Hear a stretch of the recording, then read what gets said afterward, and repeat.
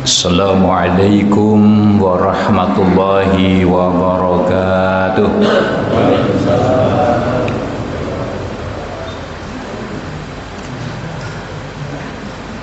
Bismillahirrahmanirrahim. Alhamdulillahilladzi arsala rasulahu bil huda wa dinil haqq liyudhhirahu 'ala dini kullihi walau karihal musyrikun. Asyhadu an la ilaha illallah wahdahu la syarikalah wa asyhadu anna sayyidana wa nabiyyana Muhammadan abduhu wa rasuluh.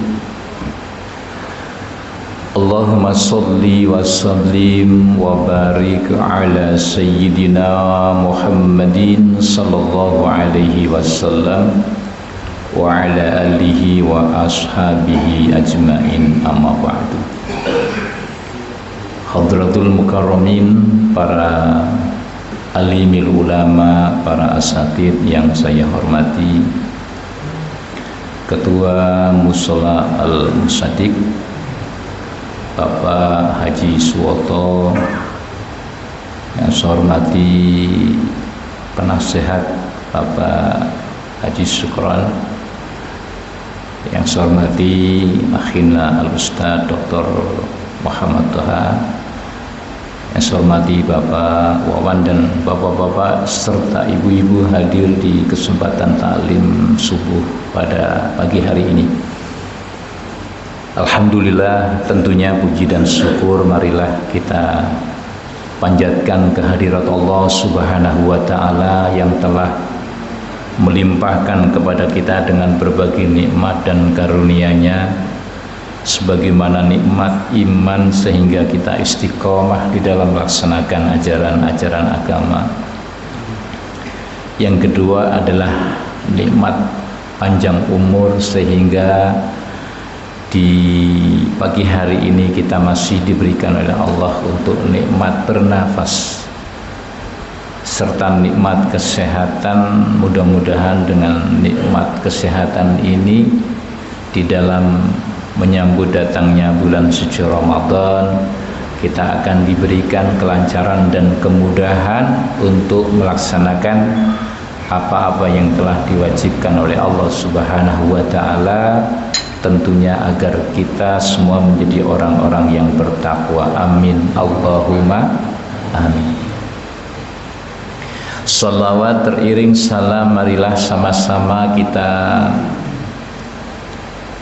sanjungkan keharibaan junjungan kita baginda Nabi besar Muhammad sallallahu alaihi wasallam, kepada para keluarganya, para sahabat-sahabatnya, kepada para pengikutnya, dan mudah-mudahan kita termasuk di antara umat yang akan mendapatkan syafaatul ujmah, syafaat yang sangat besar yang akan diberikan oleh nabinya kepada umatnya yang telah mengikuti di dalam ajaran-ajarannya. Oleh karena itu, di kesempatan pagi ini yang insya Allah kita sudah memasuki bulan Sya'ban, Allahumma barik lana fi Rajab wa Sya'ban wa balikna Ramadan, bahwa bulan Sya'ban merupakan bulan di mana sebentar lagi kita akan memasuki satu bulan yang istimewa, merupakan bulannya Allah, Syahrullah, karena di situ Allah memberikan berbagai fasilitas, keutamaan orang yang beramal akan dilipat gandakan pahalanya oleh Allah Subhanahu wa Ta'ala, serta merupakan Syahrul Quran, di mana Allah menurunkan Al-Quran serta kitab-kitab sebelumnya pun diturunkan di bulan suci Ramadan. Nah, oleh karena itu bapak-bapak dan ibu-ibu, apa yang perlu kita persiapkan di dalam menghadapi bulan suci Ramadan? Yang pertama adalah bagi orang-orang yang masih memiliki tanggungan utang. Tapi ini bukan utang kredit, Pak. Utang puasa di bulan suci Ramadan. Ibu, Bu, masih punya utang puasa enggak? Lunas sudah?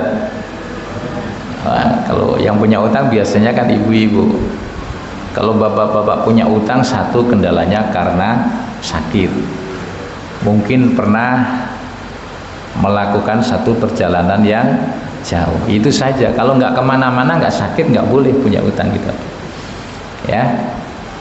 Jadi bagi ibu dan bapak yang masih memiliki tanggungan hutang puasa di bulan suci Ramadan, agar segera diqadha, segera dibayar ya Bu ya. Bapak-bapak, insya Allah mudah-mudahan kita tidak lagi memiliki tanggungan di bulan Ramadan yang akan datang. Karena memang kadang-kadang juga gampang nanti, lama-lama sudah bulan Ramadan. Ini sebagai bentuk yang menjadi salah satu kewajiban, karena kewajiban itu tidak boleh ditinggalkan dan tidak bisa diganti, kecuali harus kita ganti dengan kewajiban yang sama, yaitu melaksanakan puasa di bulan suci Ramadan, tentunya di bulan-bulan selain bulan suci Ramadan ya. Itu harus kita lunasi. Kemudian persiapan yang kedua adalah persiapan agar kita menjaga fisik dan kesehatan. Sebab puasa ini membutuhkan fisik, membutuhkan kesehatan. Karena orang-orang yang berpuasa itu kan harus menahan untuk tidak makan dan minum di siang hari, sehingga tentunya ini akan menjadi salah satu modal energi agar badan kita bisa untuk melaksanakan kewajiban tersebut, sehingga dengan kesehatan itu mampu menjaga untuk kita menahan haus dan lapar selama satu hari aja Pak, nggak lebih dari itu. Karena di dalam Islam itu nggak boleh puasa yang sifatnya puasa wisol, puasa secara terus menerus. Kemudian yang ketiga yang kita perlu persiapkan adalah hati kita. Masih punya tanggungan dosa enggak dengan keluarga terdekat, dengan istri, dengan suami, dengan sahabat-sahabat, itu supaya segera diselesaikan, saling maaf memaafkan. Karena di dalam syarat untuk membersihkan dosa, kalau dalam bahasa hadisnya itu bertaubat kepada Allah, itu ada dua Pak. Satu, dosa kita dengan Allah itu cukup dengan istighfar ya, cukup dengan istighfar, kemudian tidak mengulangi terhadap perbuatan dosa, lalu kemudian menyesali terhadap apa-apa yang pernah dilakukan, dan untuk meninggalkan terhadap perbuatan maksiat selama-lamanya. Tapi kalau kita berbuat dosa dengan makhluk, satu hal bahwa kita harus saling minta maaf dan memaafkan. Lah bagaimana yang menjadi masalah? Saya punya salah dengan si A, tapi dia nggak mau memaafkan. Ada nggak yang begitu? Kalau misalnya ada orang yang meminta maaf, sudah gugur dosanya. Sehingga orang yang tidak mau memaafkan bertanggung jawab terhadap dosa yang dilakukan oleh orang yang meminta maaf. Maka sebaik-baiknya orang itu harus memaafkan, karena orang yang memaafkan itu mulia dibandingkan orang yang minta maaf. Karena orang yang minta maaf karena punya dosa, tapi orang yang memaafkan berat kadang-kadang, Pak, wah dia udah nyakitin saya, kan begitu. Nah ini harus saling memaafkan.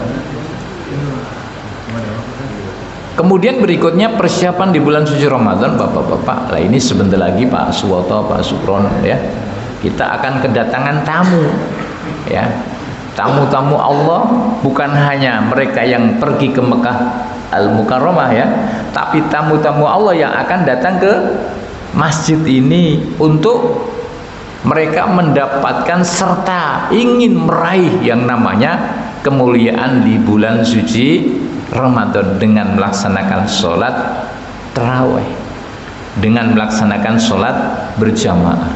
Sebab orang yang melaksanakan sholat berjamaah atau melaksanakan kewajiban fardu akan dilipatkan ganda 70 kali. Kalau orang yang melaksanakan sunnah bagaikan melaksanakan ibadah wajib. Makanya kita persiapkan nih tempat ibadah, kerja bakti, kita sedotin ini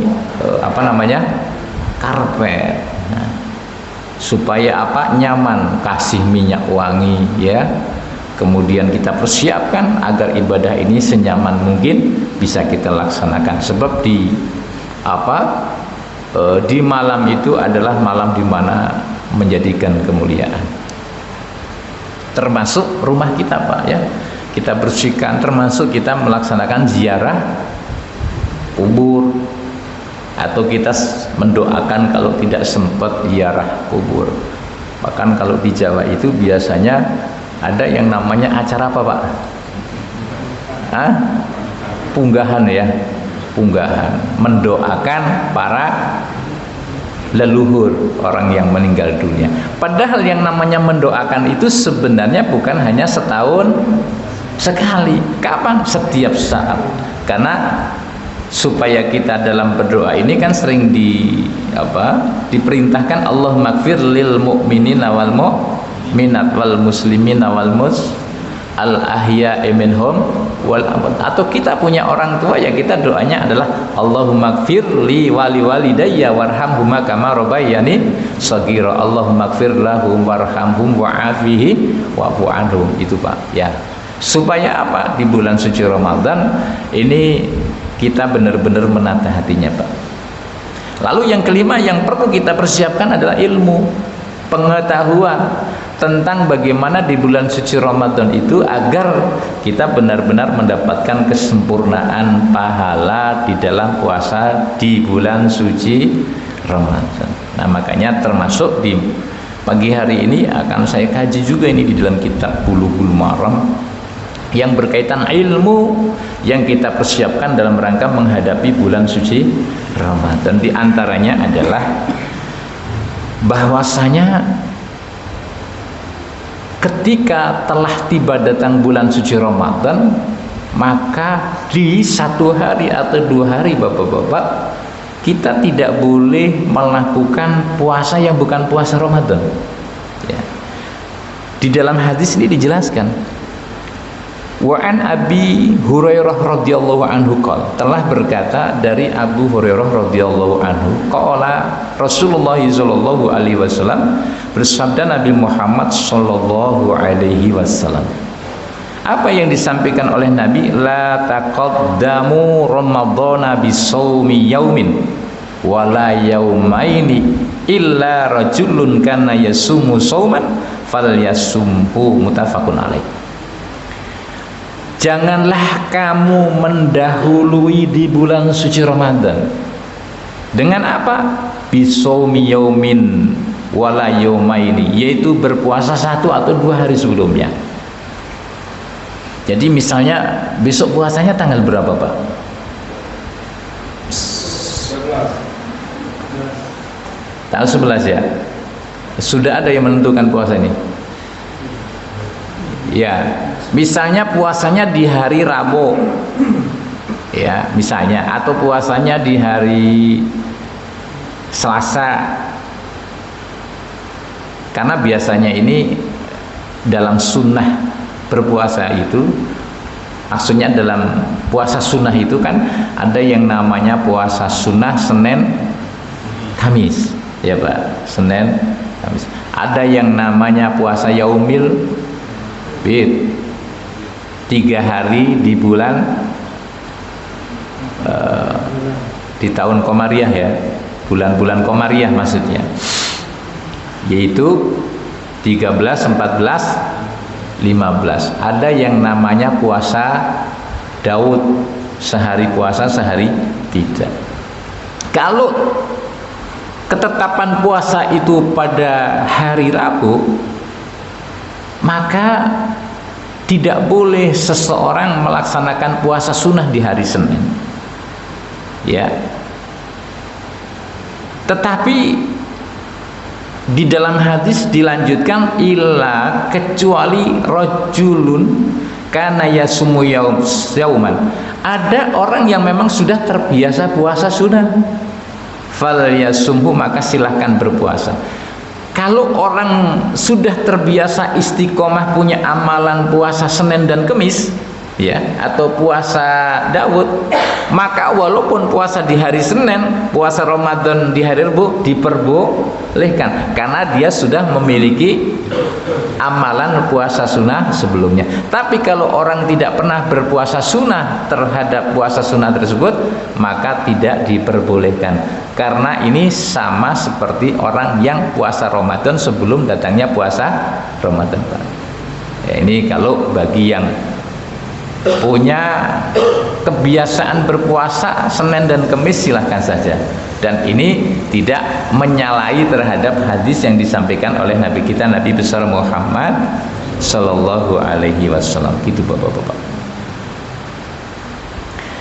Nah, termasuk kenapa demikian, karena di dalam puasa ini tidak boleh ragu-ragu. Maka kita tidak bisa menentukan istihad puasa, saya kepengin puasa, enggak bisa. Harus mengikuti terhadap keputusan-keputusan yang memiliki otoritas. Dalam hal ini kalau di pemerintahan, Kementerian Agama, maka ikuti kapan ditentukan puasa. Tapi di Indonesia itu yang sering mengeluarkan terhadap keputusan untuk mulai puasa itu ada 2 ya Pak ya. Satu pemerintah, yang kedua Muhammadiyah. Nah, memang berbeda mereka dalam menentukan. Walaupun kadang-kadang puasanya sama, tapi metode menentukan puasanya berbeda. Kalau pemerintah, dalam hal ini Kementerian Agama, itu melalui namanya ru'yatul hilal, ya, melihat hilal. Kemudian kalau Muhammadiyah itu melalui hisab, dihitung mereka. Jadi kadang-kadang sama, kadang-kadang berbeda. Lah ini yang ada.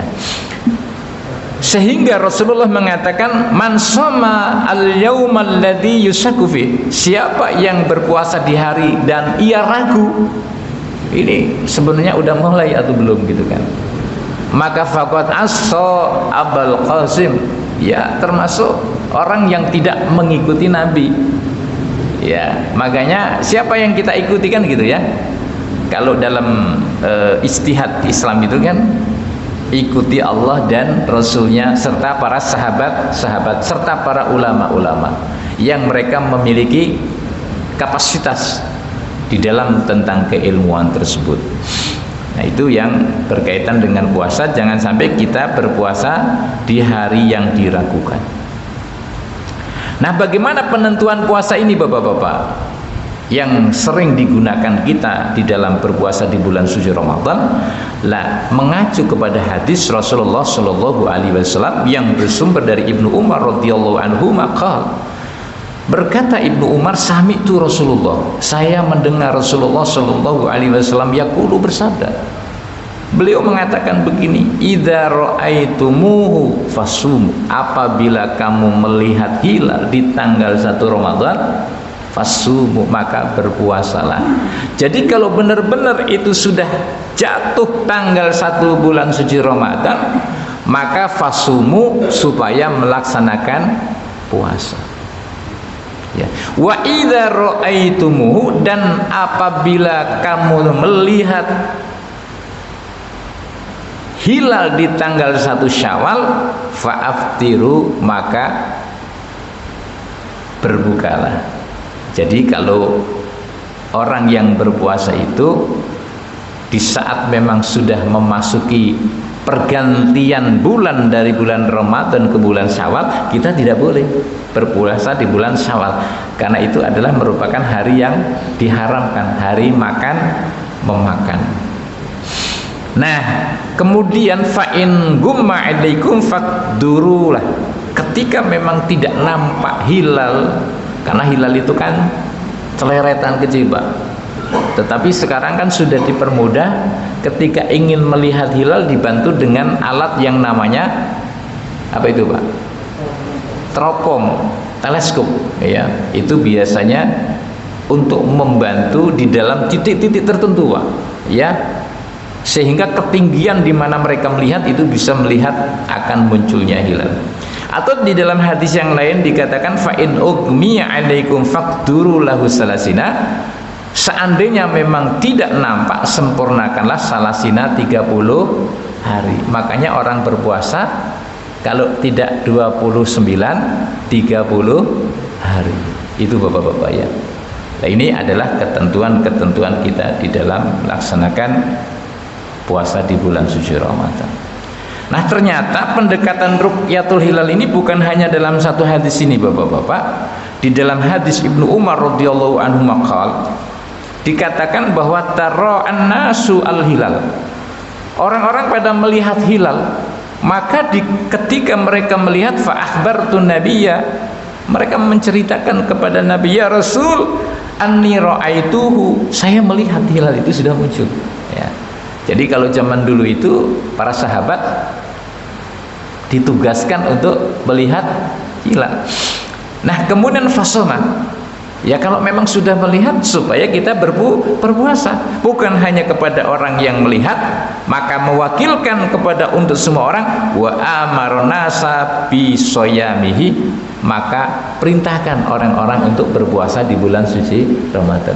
Nah, ini adalah kita ketika berpuasa supaya memasuki di bulan suci Ramadan, Bapak-bapak yang dirahmati Allah Subhanahu wa taala. Nah, di dalam menentukan puasa ini Pak, itu juga harus disumpah Pak ya. Karena di dalam riwayat Ibnu Abbas radhiyallahu anhuma, anna Arabiyan jaa ila Nabi, ada orang Arab yang datang kepada Nabi, Arab Badui, dan dia menegaskan begini, ya Rasul, inni ra'aitu al-hilal, saya melihat hilal ya Rasulullah. Jadi Nabi tidak hanya menerima begitu saja Pak, makanya besok ketika ru'yatul hilal itu biasanya disumpah. Apa yang dikatakan oleh Nabi ketika ada orang yang datang ngomong dia melihat hilal, lalu Nabi mengatakan faqala atasyhadu alla ilaha illallah, apa kamu berani bersaksi atas nama Allah gitu kan? Naam, saya berani. Jadi memang sumpah ini untuk meyakinkan bahwa itu terjadi Pak.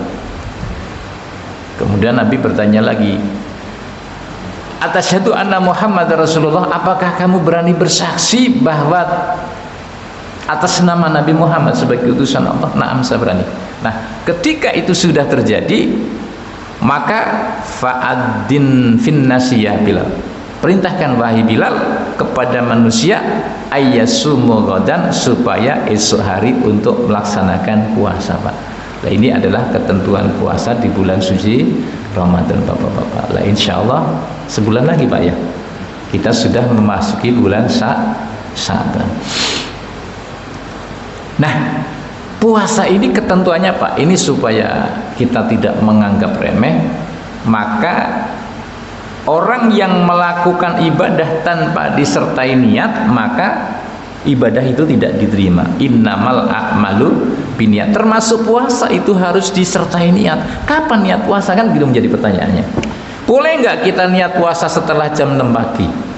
Boleh nggak kira-kira? Nggak boleh. Maka di dalam hadis dijelaskan bahwasanya wa an Hafsah ummil mukminin anna nabiyya qala, berkata sesungguhnya Nabi, man lam yubayyiti siyama qabla al-fajri fala siyamalah, siapa yang tidak menetapkan niat berpuasa sebelum terbitnya fajar, maka dia tidak sah sholatnya. Nah, ini kita niatnya kapan kira-kira Pak? setelah sholat tarawih, ya, supaya nanti kita tidak kita tidak lupa di waktu fajar. Nah, dalam niat itu bapak-bapak, menurut Imam Syafi'i, agar diniatkan puasanya setiap malam. Nawaitu shauma ghadin an adai fardhi syahri ramadhani hadihi sanatan lillahi ta'ala. Nah, itu niat yang kita baca di saat selesai melaksanakan sholat tarawih. Tapi ada satu niat, Pak, untuk menjaga kita lupa. Itu namanya niat satu malam, tapi tujuannya untuk 30 hari. Ini adalah sebagaimana yang diajarkan oleh Imam Malik. Apa doanya? Nawaitu shauma jami'i syahri ramadhani hadhihi sannati taqlidan li imami Malik fardhan lillahi ta'ala. Ini adalah niat yang dibaca satu malam tapi untuk selama 1 bulan Ramadan. Bareng-bareng ya Pak ya, mudah-mudahan ini bisa kita hafal. Bismillahirrahmanirrahim. Nawaitu sauma jami'i syahri ramadhani hadhihi sanah taqlidan li imami Malik fardhan lillahi ta'ala. Ya, sekali lagi ya Bu, Pak. Nawaitu sauma jami'i syahri ramadhani hadhihi sanah taqlidan li imami Malik fardhan lillahi ta'ala. Itu niat untuk 1 bulan. Nah, makanya di backup itu Pak, di awal bulan suci Ramadan, karena orang yang tidak berniat maka puasanya tidak sah. Hadirin bapak-bapak yang dirahmati oleh Allah Subhanahu wa taala. Di dalam hadis Aisyah radhiyallahu anha qalat, berkata, suatu ketika bapak-bapak, dakhala 'alan nabi, nabi masuk ke rumah saya, kata Aisyah. Dzata yaumin, di suatu hari, faqala hal 'indakum syai', ya Aisyah, ada makanan enggak ini? Kemudian Aisyah mengatakan, qulna la, tidak ada ya Rasulullah. Fa ini shaimun, ya sudah, kalau nggak ada makanan saya berpuasa. Jadi Nabi kalau pulang ke rumah nanya sama istrinya Aisyah, ini ada makanan nggak Bu, gitu ya. Oh, nggak ada. Berarti kalau nggak ada makanan, apa yang dilakukan oleh Nabi Pak? Puasa. Nah, kalau kita datang ke rumah, Bu, ini ada makanan nggak? Nggak ada. Kita puasa kira-kira nggak Pak? Kemana? Warung lah, banyak nasi padang. Ya, itu Nabi, yang namanya juga Nabi. Nah, kemudian summa ata yauman akhar, suatu ketika Rasulullah datang lagi.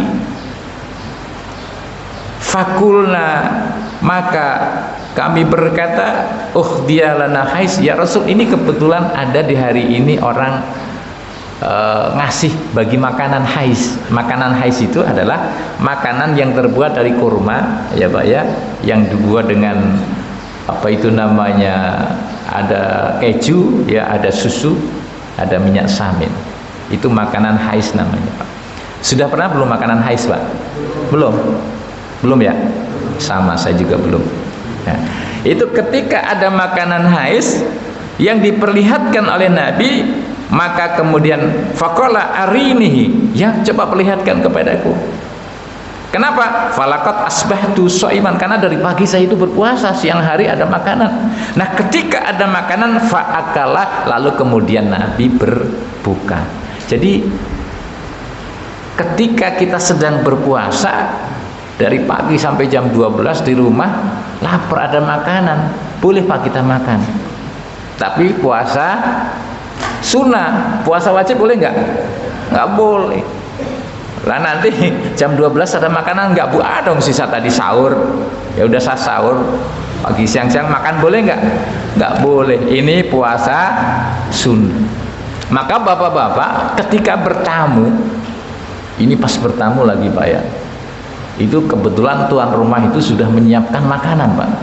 Kita lagi puasa ini. Wah, makanannya enak Pak. Sate maringgi. Wah.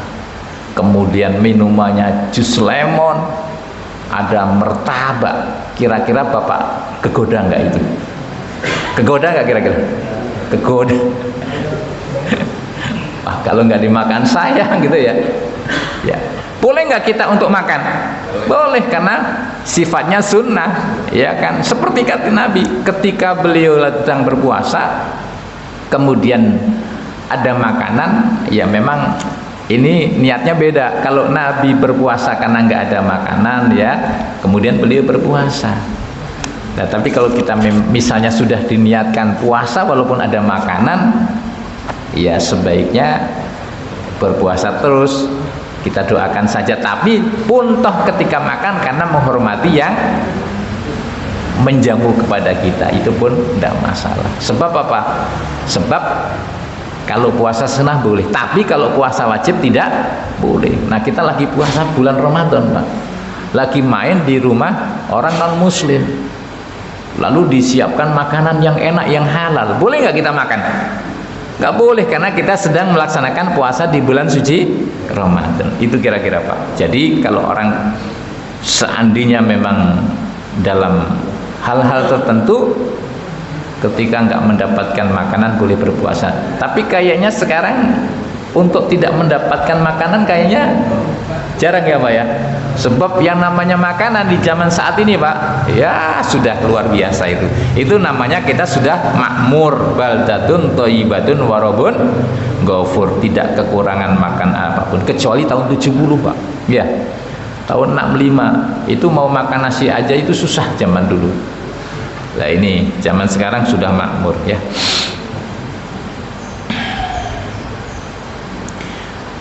Nah, bapak-bapak yang dirahmati Allah Subhanahu wa taala, termasuk di dalam puasa ini Rasulullah mengatakan bahwa la yazallu nasu bi khairin ma ajalul fitra. Selama orang itu mempercepat berbuka, ini sunnah juga Pak.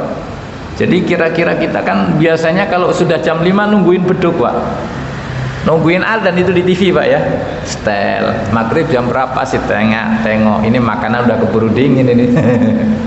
Ya, jadi orang yang mempercepat berbuka itu termasuk orang-orang yang di dalam kebaikan. Bahkan kata Nabi di dalam hadis qudsinya, qallallahu azza wa jalla ahabbu ibadi ilayya ajalum fitra. Hambaku yang paling aku cintai adalah di antara mereka yang mempercepat berbuka. Jadi kalau mempercepat berbuka begini Pak, di saat telah tiba datangnya waktu maghrib, buru-buru kita membatalkan puasa. Tapi biasanya nggak cukup membatalkan Pak, ngapain lagi? Makanlah, tanggung ini ya, karena di situ udah ditirik-tirik sama istri disediain ya, ada kolak, ada apa lagi, gorengan, ada teh manis. Wah, ini menggoda sekali. Tapi sunnahnya adalah bagaimana supaya kita itu membatalkan terhadap puasa itu sendiri. Lalu termasuk bapak-bapak di dalam puasa ini kita jangan menyepelekan terhadap makan sahur Pak. Walaupun kita kuat nggak sahur Pak, tapi ketika orang bersahur itu satu mendapatkan kekuatan, yang kedua memang ada keberkahan karena mengikuti sunnah Rasulullah Shallallahu Alaihi Wasallam. Bahkan kata Nabi, tasaharu fa inna fis sahuri barokah. Sahurlah kamu karena sesungguhnya di dalam sahur itu ada keberkahan ya. Kapan waktu sahur itu Pak? Ya menjelang waktu sholat subuh, jangan terlalu jauh ya Pak ya. Kecuali dulu waktu di kampung Pak, itu kadang-kadang sahurnya dirapel. Bagaimana? Karena nggak ada jam, adanya ayam kokok. Ini ayam kokok jam 11 malam, udah kita sahur dikirain udah subuh Pak. Ya, padahal sunnah sahur itu mendekati waktu-waktu subuh. Nah itu ya, itu jangan sampai meninggalkan. Lalu apa yang disunahkan di dalam makan sahur, di dalam beriftar ini bapak-bapak? Maka dijelaskan dari Salman bin Amir al-Sabbi anin Nabi qala, "Idza aftara ahadukum falyuftir ala tamrin." Maka seandainya kamu berbuka, berbukalah dengan kurma, fa illam yajid falyuftir ala ma'in. Maka seandainya kalau tidak ada kurma, fa innahu tahurun, maka dengan air pun boleh. Lah ini zaman Nabi, Pak. Memang makanannya hanya kurma, nggak ada kurma ya air pun boleh. Nah kalau di kita makanannya apa, Pak? Gorengan, nasi, itu makanan pokok kita, Pak, ya. Ya udah, makan gorengan. Yang lain, walaupun sudah makan gorengan 5, makan roti 4, sudah makan belum itu, Pak? Belum. Kenapa belum makan? Karena belum keisi nasi. Itu hebatnya orang Indonesia. Ya. Baru makan lontong, wah luar biasa, Pak. Saya yakin nih kalau Ramadan itu besok, waduh, makanan itu banyak jenisnya, Pak, ya. Karena biasanya pengeluaran Ramadan lebih banyak itu, Pak. Wah, kapan lagi kita mau makan enak kan begitu ya. Nah, gitu ya. Nah, di dalam berpuasa ini bapak-bapak, kita juga harus menjaga agar puasa ini tidak terlukai, agar puasa ini mendapatkan pahala. Apa yang dikatakan oleh Nabi, qala Rasulullah, man lam yada qaula zur, barang siapa yang tidak bisa mencegah perkataan yang dusta, wal amalat bihi wal jahla, dan perbuatan-perbuatan yang bodoh yang merusak terhadap nilai-nilai daripada pahala puasa, falaisa lillahi hajah fi ayyad'a ta'amahu wa sarabahu, dan yang dibutuhkan Allah itu bukan karena haus dan laparnya, tapi yang namanya puasa bukan hanya sekedar menahan haus dan lapar, Pak, tapi kita juga harus menahan yang namanya hawa nafsu. Ucapan harus kita jaga, hati harus kita jaga, perilaku ini kita jaga. Nah ini bapak-bapak yang dirahmati Allah Subhanahu wa ta'ala, sehingga di dalam berpuasa ini bukan hanya puasa menahan haus dan lapar, tapi harus menahan lisan kita, menahan hati kita, menahan pandangan mata kita. Bagaimana hukumnya orang yang berpuasa ini bapak-bapak dan ibu-ibu? Ketika di rumah ini kok tiba-tiba kangen sama istrinya, ya, kemudian mencium, boleh nggak Pak orang berpuasa mencium istrinya? Boleh nggak? Masih ada emang?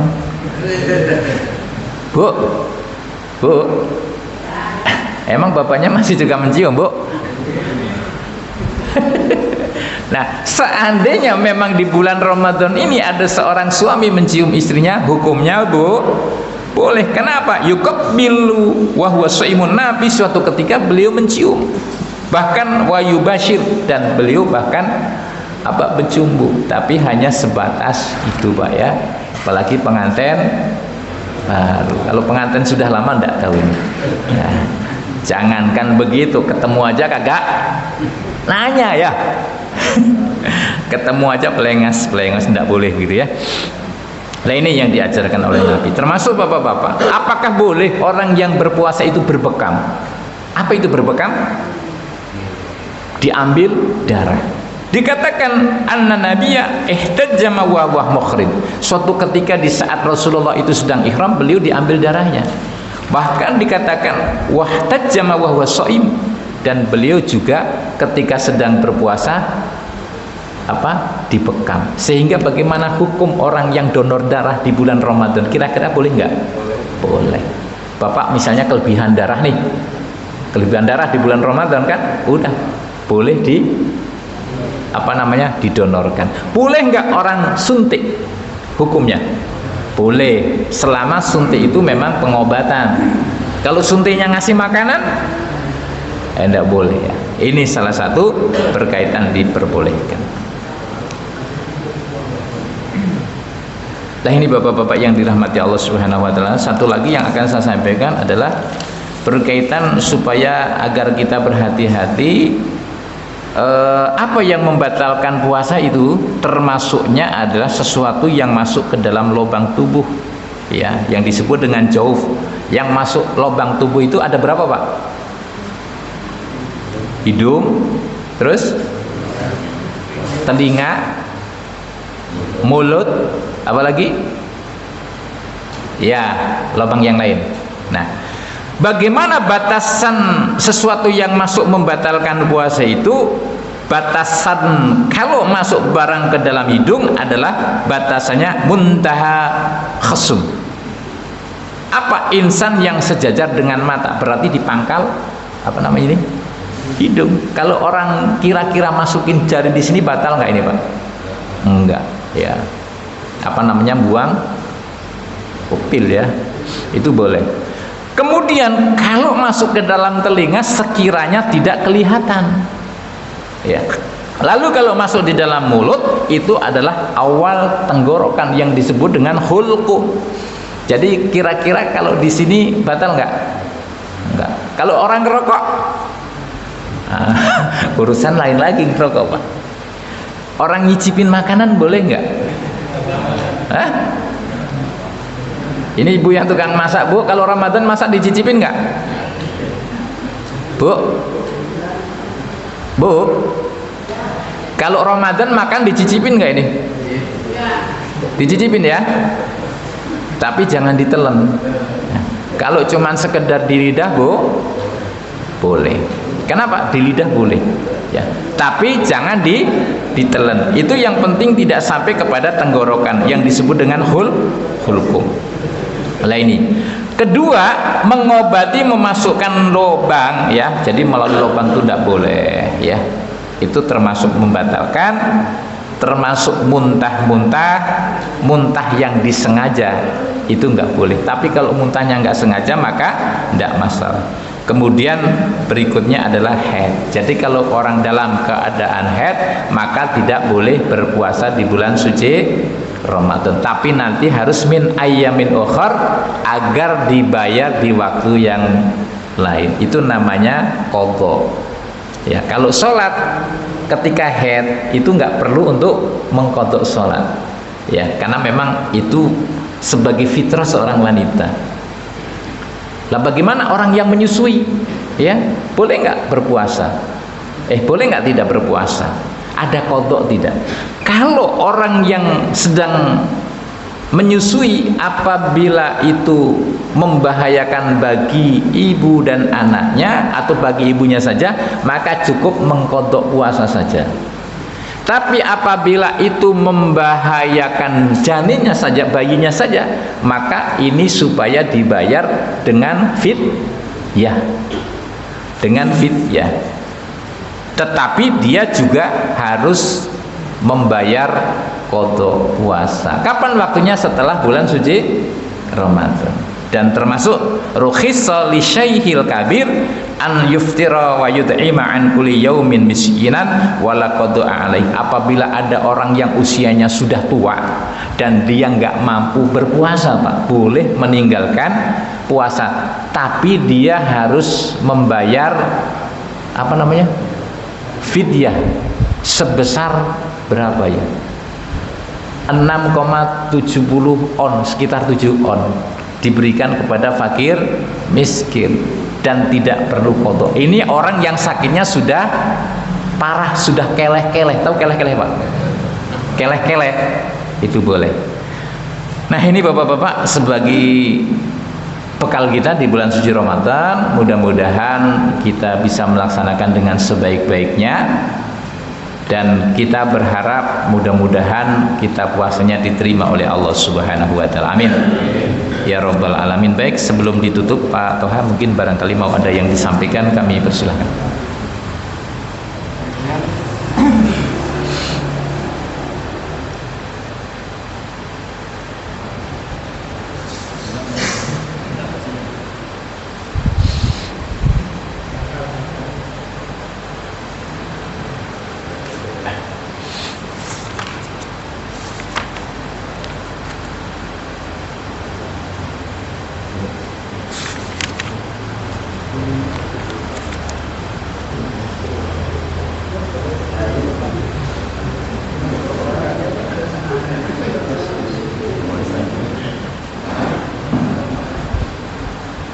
Demikian dari kepala banyak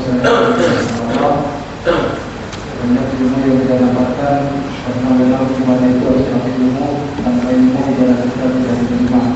Makanya kita tidak bosan-bosan menuntut ilmu.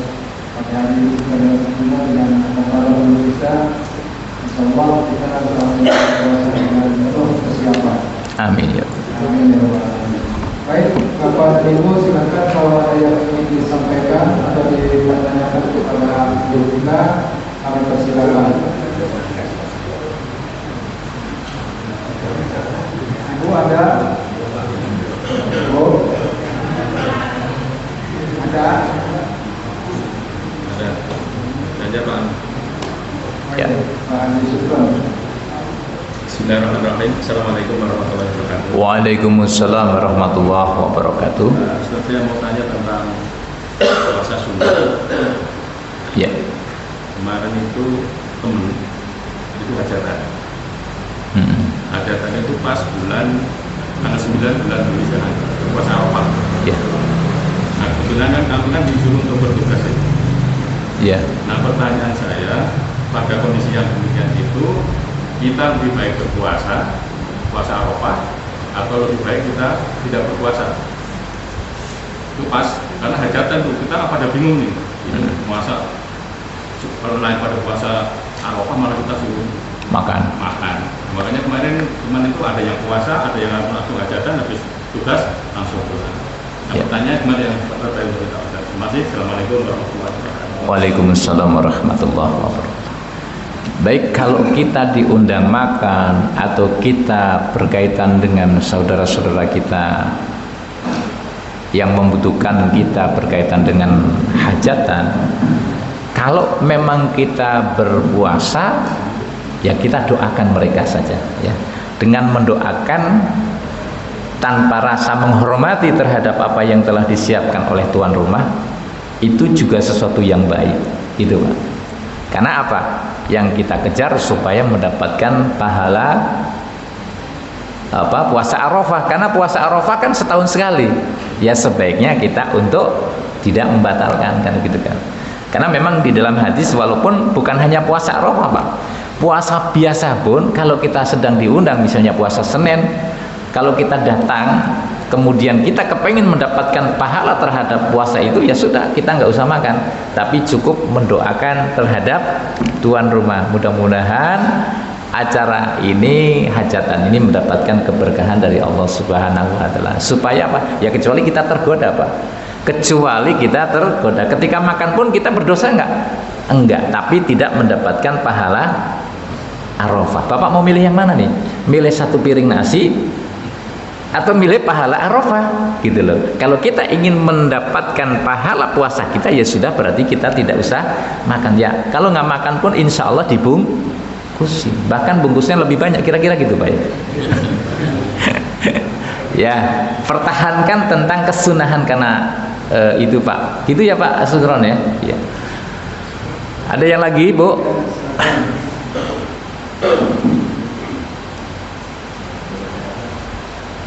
Ibu-ibu ada tuh. Ibu, ini masih ada waktu 8 menit lagi. Ditanyakan aja ya Pak. Waalaikumsalam warahmatullahi wabarakatuh.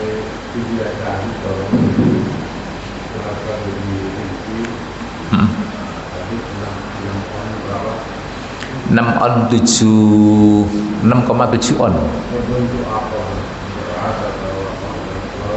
Ya.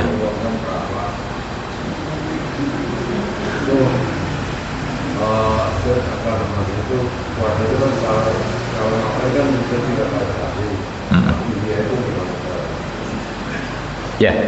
Baik, untuk makanan 7 on lah, taruh aja 7 on ya. Itu bentuk makanan pokok. Makanan pokok Pak. Ya, kalau kita makanan pokoknya apa? Beras. Kalau seandainya mau dikonversikan dengan nilai uang, ya berarti niatkan ini sebagai pengganti membeli makanan pokok. Berarti harga 7 on dikalikan jumlah puasa yang ditinggalkan Pak. Itu ya. Tapi memang lebih afdolnya adalah makanan pokok. Kadang-kadang orang sekarang yang praktis aja sih, ngapain beras duit. Itu ada Pak ya di pinggir jalan. Di pinggir jalan itu ada Pak yang orang-orang kalau Jumatan banyak. Itu ada yang dikasih nasi kadang-kadang nggak mau. Mentahnya aja deh. Mau dikasih masih nawar. Ya, sebaiknya makanan pokok Pak, ya, makanan pokok. Karena memang ketentuan fidyah itu adalah dengan makanan pokok yang kemudian dibagikan kepada fakir miskin, bukan kepada temennya. Nah, ini daripada saya jauh-jauh ngasih Pak Toha aja, jangan. Oh, udah punya gaji kok. Ya, kasih kepada fakir miskin. Kalau di situ nggak ada orang yang miskin, ke siapa? Ya, cari yang ada, tidak harus orang yang ada di situ. Gitu Pak ya. Jadi fidyah itu bukan mengganti bahan makanan dengan siapapun, tapi fidyatun min ta'ami miskin, memberikan makan dari harung bagi para fuqara wal masakin. Saya kira itu Pak ya. Cukup.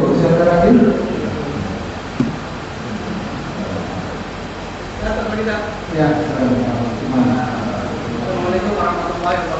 Waalaikumsalam warahmatullahi wabarakatuh. Berkaitan dengan fidyah tadi, itu abdolnya kan langsung ke fakir dan miskin ya. Iya.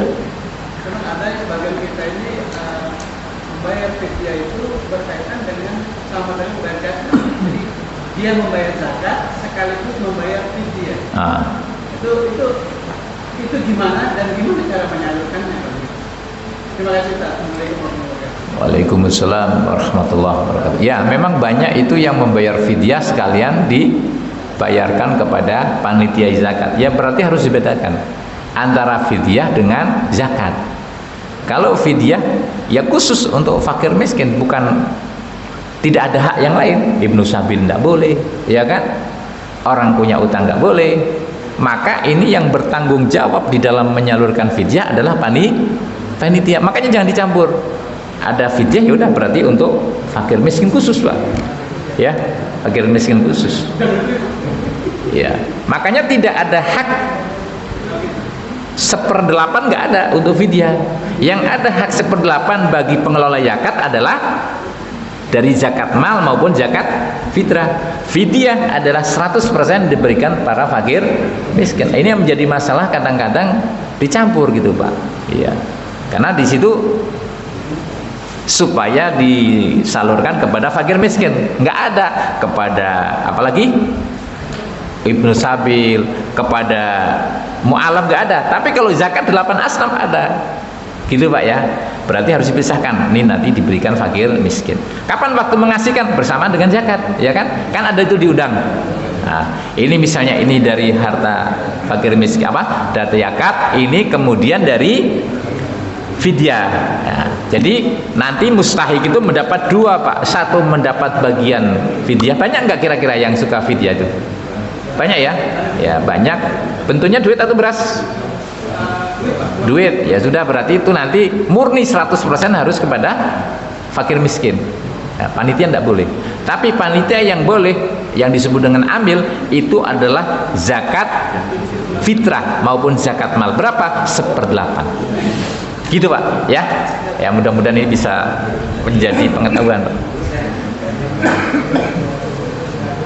Satu lagi, silakan satu lagi Mas.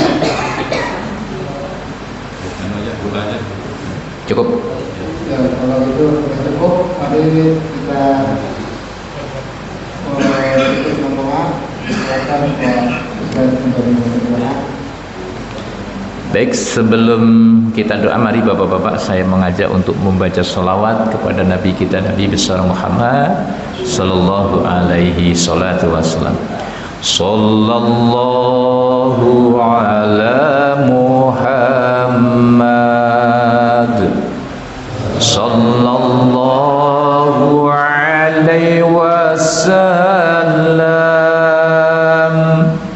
sallallahu ala Muhammad, sallallahu alaihi wasallam. Ya Nabi salam alaika, ya Rasul salam alaika, Ya Habib salam alaika Salawatullah alaika Sallallahu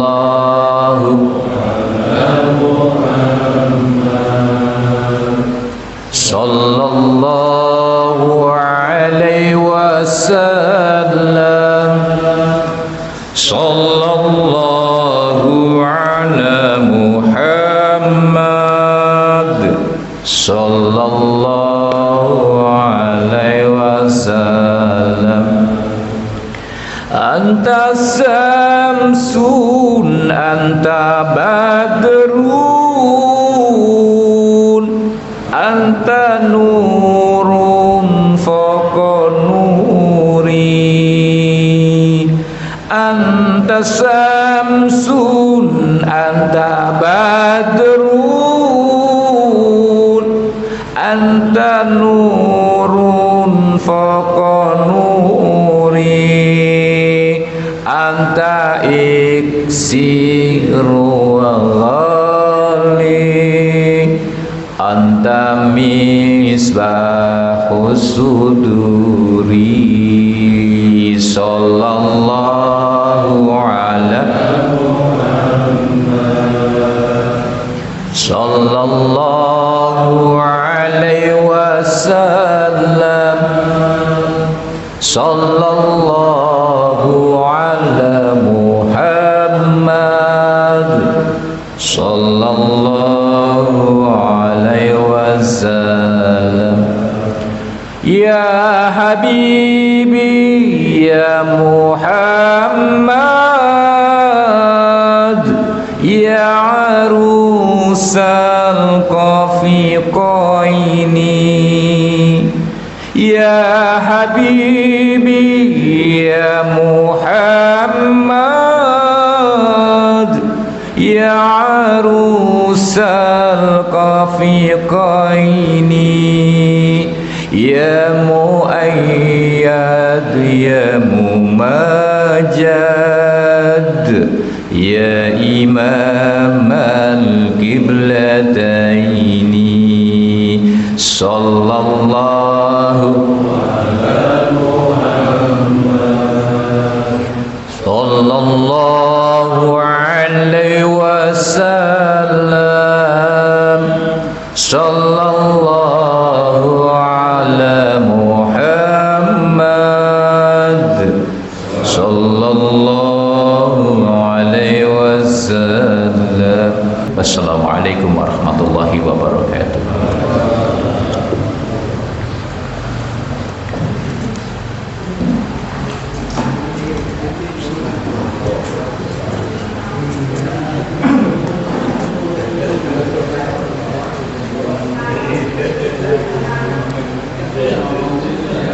Thank you.